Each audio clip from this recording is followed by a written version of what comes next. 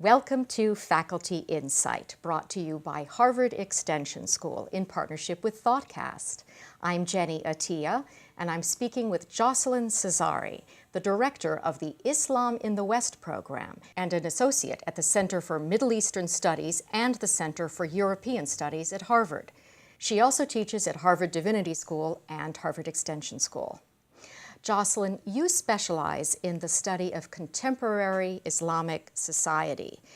That's a pretty touchy subject at the moment. How does this touchiness impact on your work? Does impact every day in the sense that most of the time the topic of contemporary Islam has become a very hot ideological issue, and the way that people deal with it is I am right and you are wrong, so it's challenging. The point I'm trying to make here is how can we scholars bring knowledge more than opinion in the public space, and I'm not sure this is going right at the moment. Well, in the public space at the moment, there are a lot of Westerners who are arguing pretty loudly that Islam is incompatible with our values, our democracy. Are they wrong? It's a good case in point. Again, if you look at the positions, behaviors of some Muslims, you can indeed think that this is the case.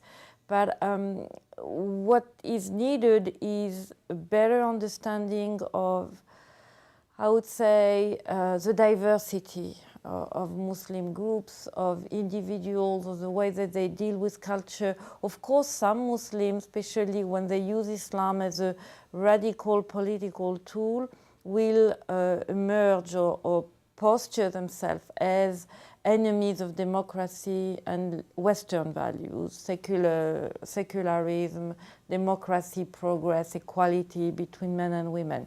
But if you look at the way that Muslims have been acting in different contexts, it's much more nuanced and much more influenced by these Western values than they want to say it.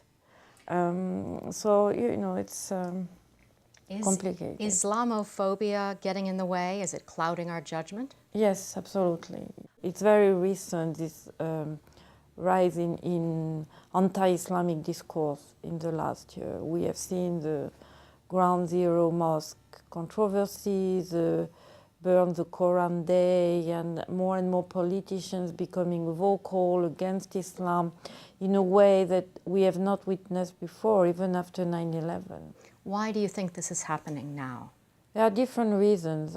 I think the first one is Americans are more vulnerable than ever. I mean, I've been in the country before and after 9/11, and it's clear that 9/11 has affected the way that Americans see the world and how they see themselves in the world.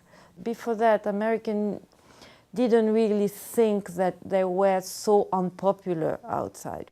When I say we here, I put my European hat, we knew that. I mean, Europeans would not have been surprised at the same level if 9/11 had happened in Europe. You see what I mean? They would have been angry too, or they would have maybe reacted even more aggressively. But they would not have been surprised, as I've seen Americans surprised after this attack. So perhaps we've finally lost our innocence?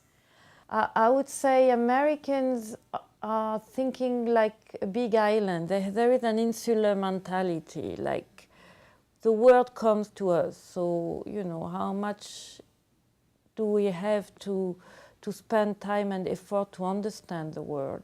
And I think this has changed. And there has been a greater awareness of what's going on outside. Doesn't mean that it makes Americans more comfortable, and that's the point. It has made them more and more uncomfortable.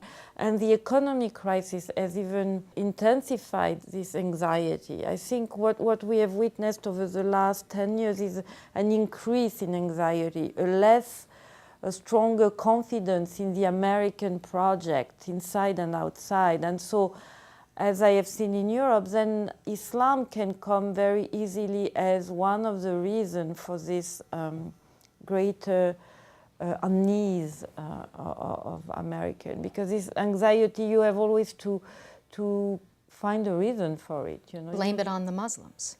Yeah, I think they're playing now. Islam is really the scapegoat of the Western.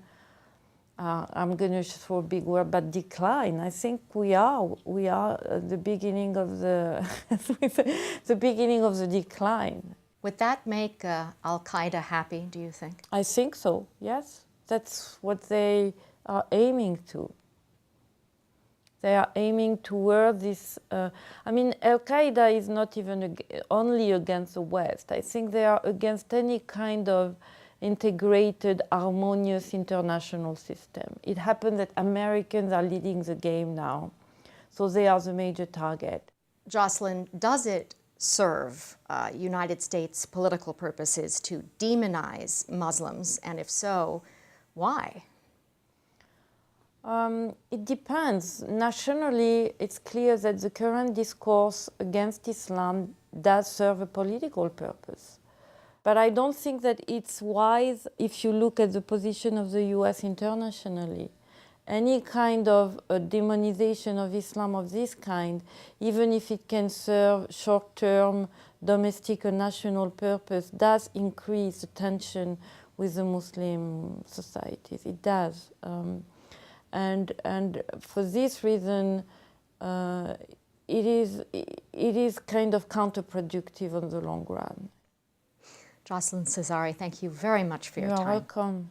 Thank you.